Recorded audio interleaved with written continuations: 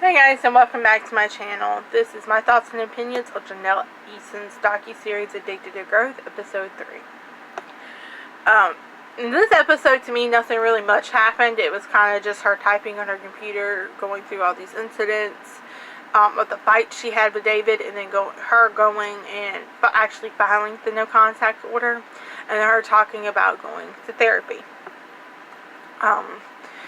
Like, you see her, all these fights, and you hear these fights, and you're like, okay, good for you, girl, you left him, and then thinking, well, you're back with him. Sorry. Why?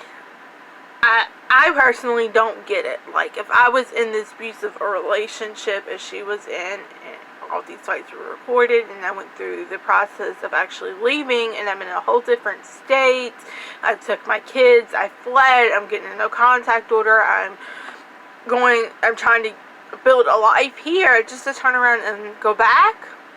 Like, I don't get it. I really don't. I would love to know y'all's thoughts and opinions on what y'all think on why she did what she did. Me personally, I think it was all a publicity stunt.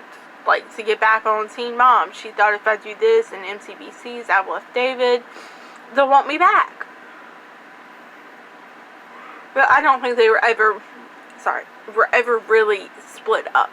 I think they were still talking behind the scenes, like, even though no contact order was in place, that they were still communicating. To me, I know they have kids, like, they have Inslee together, so there would still have to be some type of communication, but I think it was based more than just co-parenting together for Inslee. Sorry guys, I'm super tired today and I cannot stop yawning. But in this episode, nothing really much happened. And like all of our episodes, nothing really much happens. It's just her talking a whole bunch of crap out of her mouth. Like, honestly. To me, that's my opinion on that. It's like, you don't really see much in any of these episodes. I cannot stop yawning today. I'm like super tired.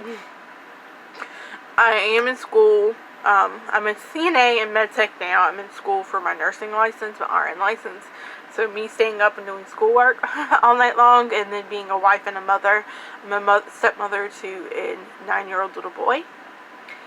And I am engaged, so I'm planning a wedding, and we're getting married May the 15th of this year. It's coming up soon. So planning the wedding, school, doing everything like that. I'm super tired, so that's why you see these bags under my eyes. It's not that I'm staying up for any reason. I'm staying up because I'm in school and trying to do all that. But yeah, going back to Janelle Eason stuff, nothing really happened. You just see her typing away on her computer, like this whole episode. That's really all you see is her typing. To me, there's nothing there. There's nothing really to talk about other than her going through these fights. Like, there was even, she talks about the collarbone incident, how he broke her collarbone. She says on this that it happened, and then she goes back, like, months prior before she left David, saying, no, that never happened. But we all know it did. You hear, about all these calls to 911 coming from her residence when she was with David. You hear her fights about he stole her car and left. You hear this fights of her screaming, I'm taking Marissa to her grandmother's, don't come back. Like, it's just a whole bunch of fights, and we don't know what goes on behind closed doors, but that's all that really happened in this episode, is her typing, and then her filing the no contact order, and then her talking about how she's going to therapy.